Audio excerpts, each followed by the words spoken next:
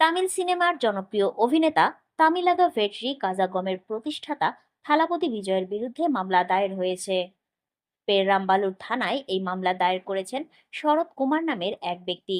Financial express এই খবর প্রকাশ করেছে। গত 21শে অগস্ট মাদুরাই জেলার পারাপাথিতে তামিলাগা ভেটরি কাজাগমের জনসভায় যোগ দিয়েছিলেন সুপারস্টার বিজয়। তাকে দেখতে ভিড় জমিয়েছিলেন লাখ লাখ মানুষ। উৎসাহী কয়েকজন র্যাম্পেও উঠে পড়েন। তাদের ধাক্কা দিয়ে র্যাম্প থেকে ফেলে দেওয়ার অভিযোগ উঠেছে বিজয়ের দেহরক্ষীদের বিরুদ্ধে। এই ঘটনার পর পেরাম্বালুর জেলার পুলিশ সুপারের দপ্তরে অভিযোগ দায়ের করেন শরৎ কুমার। তার অভিযোগ, বিজয়ের নিরাপত্তা কর্মীরা তাকে জনসভার সময় মঞ্চ থেকে ধাক্কা দিয়ে ফেলে দেয়। এই ঘটনার পরিপ্রেক্ষিতে মামলা দায়ের করা হয়েছে। বিজয় ছাড়াও আরো 10 জনকে এই মামলার আসামি করা হয়। মামলা দায়েরের পর জনসভার ঘটনা নিয়ে রাজনৈতিক মহলে সমালোচনা চলছে। প্রতিক্রিয়া জানিয়ে বিজেপি নেতা বিনোজ পি সেলভাম বলেন, সমাবেশে মানুষের সঙ্গে যে ব্যবহার করা হয়েছে তা দেখেই বোঝা যায় বিজয় কেমন নেতা।